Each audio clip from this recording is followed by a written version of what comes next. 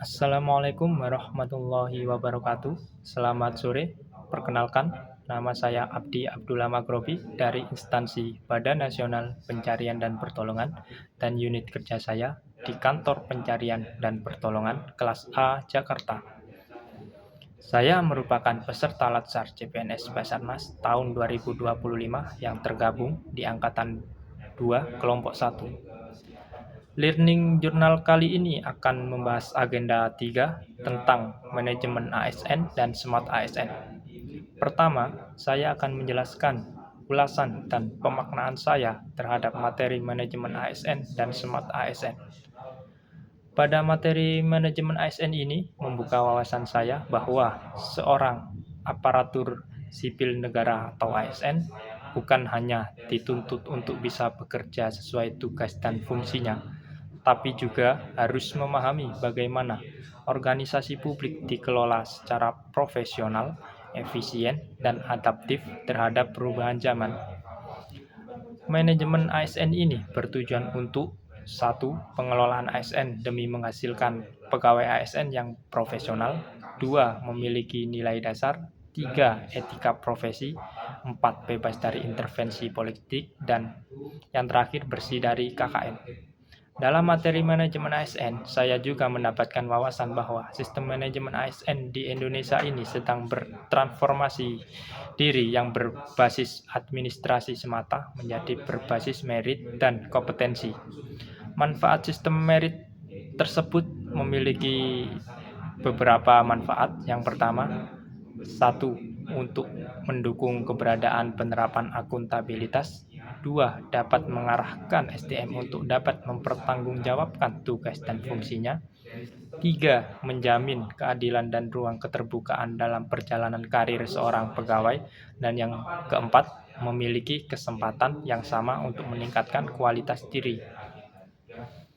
Sedangkan konsep Smart ASN juga sangat relevan dengan tantangan dunia birokrasi modern saat ini, karena Smart ASN adalah sebuah literasi digital yang menekankan kepada kecakapan pengguna media digital dalam melakukan proses mediasi media digital yang dilakukan secara produktif. Saya jadi semakin sadar bahwa tantangan ke depan bukan cuma soal keahlian teknis di lapangan, tapi juga kemampuan untuk berinovasi, menguasai teknologi, berpikir kritis, dan memiliki wawasan global sambil tetap menjaga nilai-nilai luhur seperti integritas, nasionalisme, dan pelayanan prima. Saya membayangkan bagaimana konsep ini bisa saya terapkan di lingkungan kerja saat ini di kantor SAR Jakarta yang akan menghadapi tantangan nyata di lapangan. Tapi dengan menjadi bagian dari Smart ASN, saya harus bisa menghadirkan solusi yang cepat, tepat, dan berbasis data serta teknologi. Kedua, saya ingin menceritakan pengalaman belajar saya di hari pertama agenda 3 ini. Secara proses, pembelajaran berlangsung secara interaktif meskipun dilakukan secara daring atau Zoom. Pengampu menyampaikan materi secara sistematis meskipun terbatas oleh waktu, kemudian membuka ruang diskusi bagi kami para peserta untuk mengaitkan materi dengan tugas yang akan diberikan pada agenda 3 ini. Secara pribadi, saya merefleksikan bahwa agenda hari ini menyadarkan saya akan pentingnya pembelajaran berkelanjutan. ASN tidak bisa berhenti belajar, dunia terus berubah, masyarakat makin kritis, teknologi makin maju, maka dari itu kita dituntut untuk terus berkembang. Saya juga melihat bahwa nilai-nilai berakhlak dan slogan bangga melayani bangsa harus menjadi pedoman dalam setiap langkah kerja, apalagi di instansi seperti Basarnas yang berhadapan langsung dengan situasi darurat dan kemanusiaan.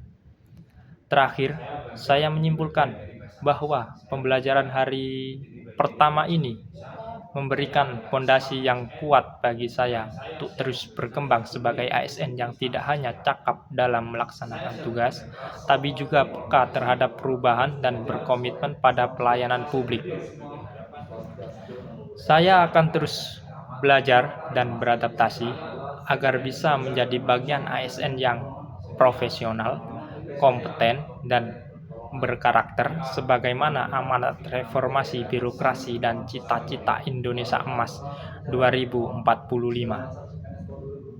Demikian Learning Journal dari saya. Terima kasih atas perhatiannya. Viknam Jagat Samagram. Wassalamualaikum warahmatullahi wabarakatuh.